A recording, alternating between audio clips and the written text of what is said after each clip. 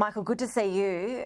Some really positive news here. It sounds like we might start seeing some women and children being released in the coming days. Yeah, you took the words out of my mouth. For once, isn't it good to hear great news coming out of this conflict in Gaza? So, yeah, we're talking about 50 hostages, women and children, for every Israeli or for every Hamas-held hostage. It's 3 Palestinian prisoners, most of them women and young men and youths. So, look, as the previous speaker was saying, Israel is used to this. I remember the case that he was just talking about back in 2006. Hezbollah on Israel's north came across the border and kidnapped 2 soldiers. Israel then went into a month-long war in southern Lebanon to get them back, but they could never retrieve them. It took 5 years of negotiation. And there, the Israeli paid a price, a ratio of 1 soldier for 1,000 prisoners. Now, some people question that back at the time, whether that was too generous, but there's another school of thought that I think binds Israel together, that every Israeli life matters, and every Israeli life is worth whatever price has to be paid.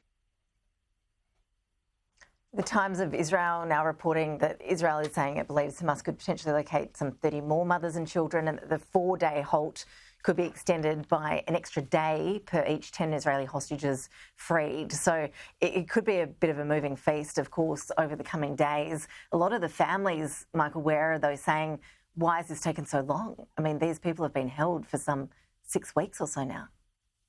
Yeah, look, I feel for all of those families. And let's not just forget, they're not just Israeli families. There's at least 9 Americans. There's more than a dozen Thai who are immigrant workers. So this is everyone. And some of the families of the Israelis themselves have been camping out the Ministry of Defence and at the Prime Minister's office, asking for more to be done, for a ceasefire to happen, just to get our loved ones back. Some of these families are going to be overjoyed. I think the others may be able to take some heart from the fact that at least there's a first framework. And where there's a first framework, hopefully there's more frameworks for which that we can build on. Look, Hamas clearly has an intention for these hostages. They obviously want to use them as human shields, as we've seen them be doing. But they also obviously want a price for them. Part of that price is the release of prisoners. We'll have to see how we go, as we understand, Hamas still holds at least another 160, 180 odd hostages.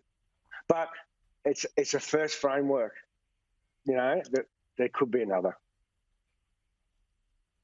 And we know that as part of this deal, the plan was for the Red Cross to be allowed into Gaza. They'd be carrying out health checks and also providing aid to the hostages that are still held there. In terms of the aid situation and what this means on the Palestinian side of things, we're looking at about 150 Palestinians to be released and an extra aid for those who are suffering on the ground within Gaza. Yeah, and look, obviously, Hamas can parlay that into some kind of support on the Palestinian street. Hamas can, playing devil's advocate, can say, look what we've achieved. We've released all these prisoners, these Palestinians who shouldn't have been in Israeli custody in the first place. It might have taken us taking their hostages, and it may have cost us this war, but look, we're getting a payoff. But also, let's not forget this. These negotiations would have been going on almost certainly from day one. I have very little doubt of that. I think, virtually on October 7th itself, when these hostages were taken, Israel or the US or the Egyptians were directly calling Qatar to start negotiating with Hamas for these hostages, because that's where Hamas's political leadership is. And Qatar has been the key conduit. They have been the country in the middle that's allowed all these communications to happen and was key in facilitating this new arrangement. So the first 50, that's something to celebrate. There's a lot to go, but that is something to truly celebrate. Absolutely. And Benjamin Netanyahu, as we know, has been under intense pressure within Israel, his political leadership, of course, under a lot of pressure as well. But this issue of the hostages has been obviously very tricky to navigate for him. How would you characterise the way the Israeli government has handled that situation up until this point?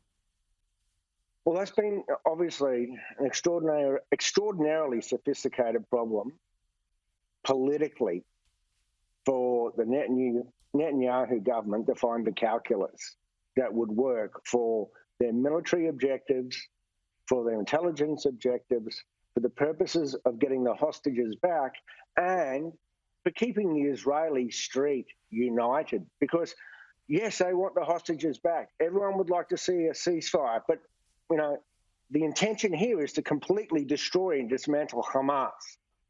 So, you know, there had to be signs of progress. This is a sign of progress. It's something that I think the Israelis inevitably had to engage in, but you can tell from the Prime Minister's words himself, by no means does this mean the end of the war. Because as he says, Hamas wants to wipe Israel off the planet.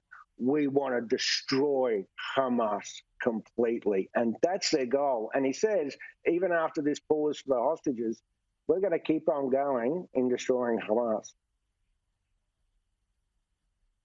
Michael Ware, really appreciate your analysis as always. Thank you. A huge few days coming up in terms of developments out of Gaza, with hostages expected to start being freed soon. We'll see some remarkable scenes, hopefully of joy, in the next few days amid the very grim news that we've seen out of there over the past 6 weeks.